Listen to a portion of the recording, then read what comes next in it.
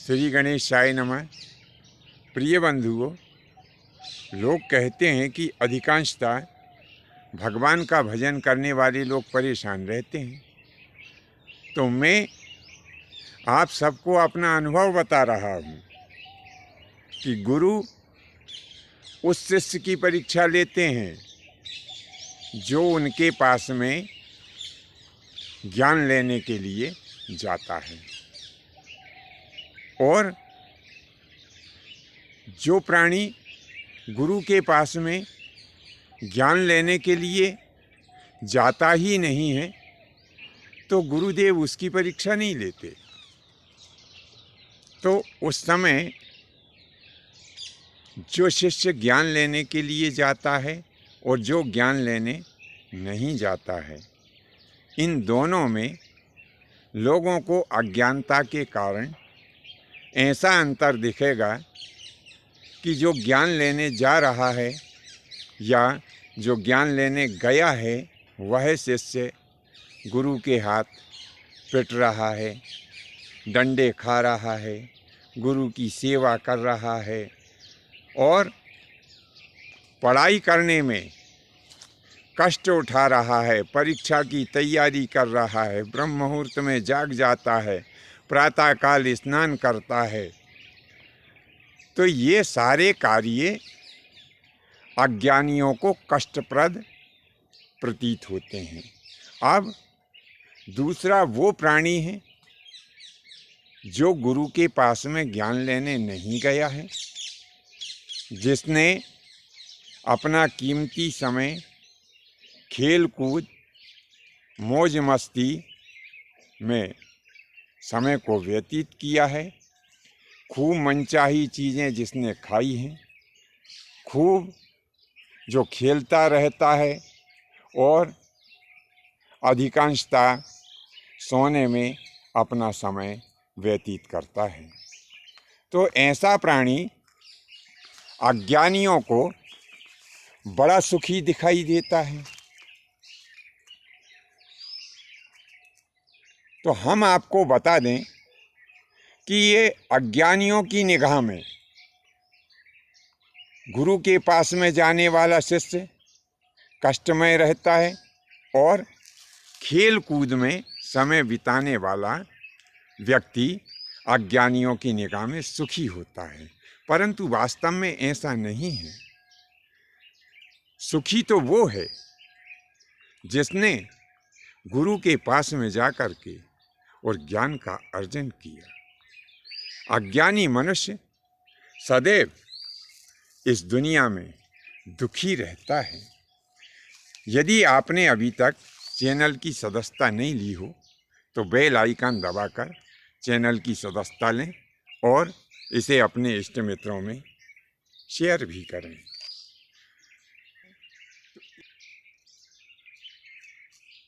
इसी प्रकार से जो प्राणी भगवान का भजन नहीं करता, कोई अच्छे काम नहीं करता, सदैव गंदी मानसिकता का जो प्राणी है, नाना प्रकार के जो पाप कर्म करते हुए खूब कमाई करता है, खूब खाता है, खूब पीता है और दूसरों को तकलीफ़ें देता है।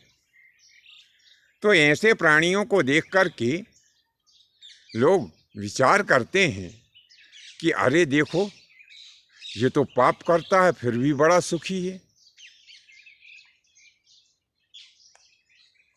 तो ये प्राणी वास्तव में सुखी नहीं है। ये सुख के पीछे दिन रात भागते भागते दुखी रहता है।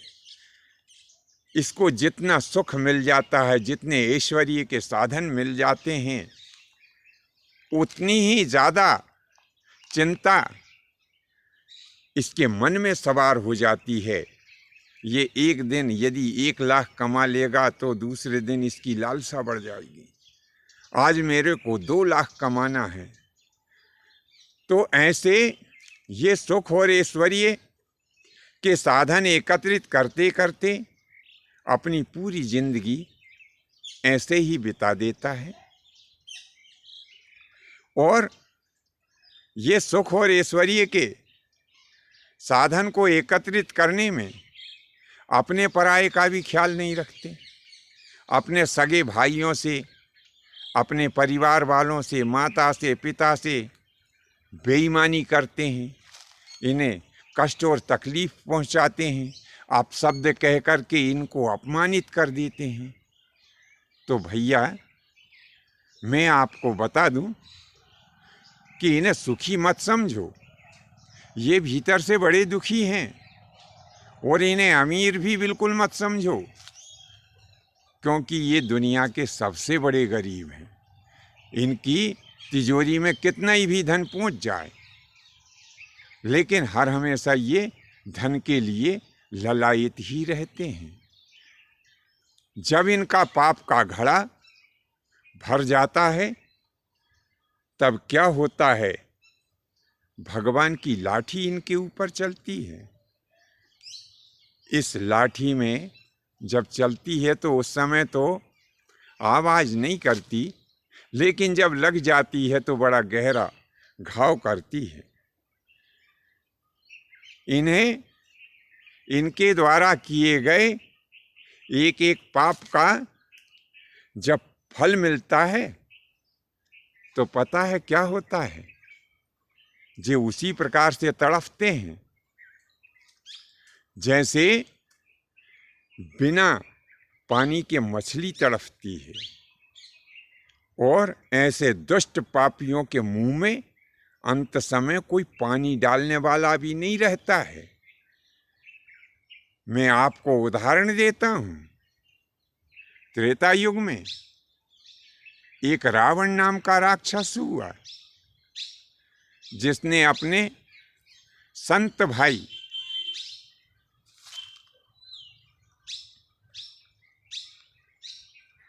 उसने अपने संत और साधु के समान भाई विभीषण को लात मार के अपमानित किया था। उसका परिणाम क्या हुआ, जब भगवान श्री राम के हाथ परास्त हुआ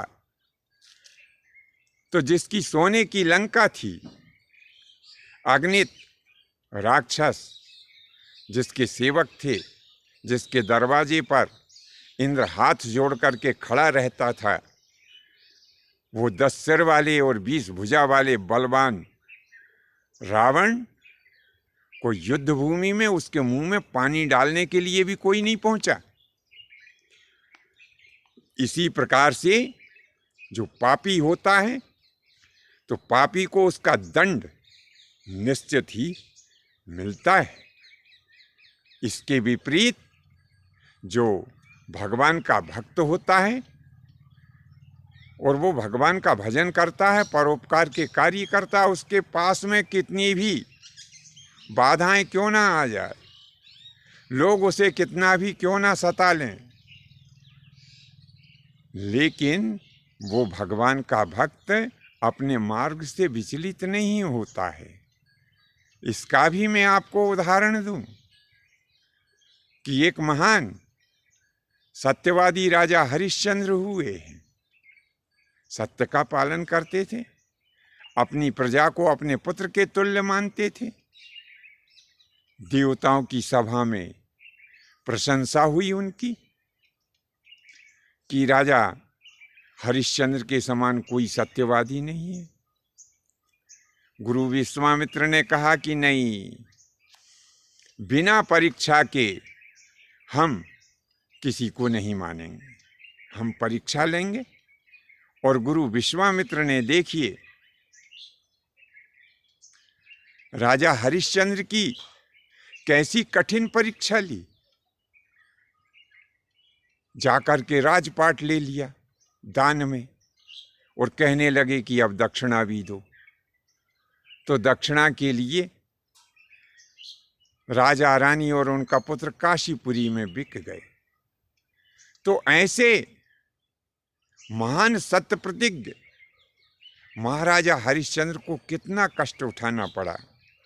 उनका पुत्र मर गया, रानी अलग बिकी, राजा अलग बिके, लेकिन ये सब कष्ट उठाने के पश्चात जब राजा हरिश्चंद्र अपनी परीक्षा में पूर्ण रूप से सफल हुए, विश्वामित्र जैसे महान गुरु परीक्षा लेते लेते थक गए और उनकी सारी परीक्षा लेने की सामर्थ्य समाप्त हो गई, तब अंत में क्या हुआ?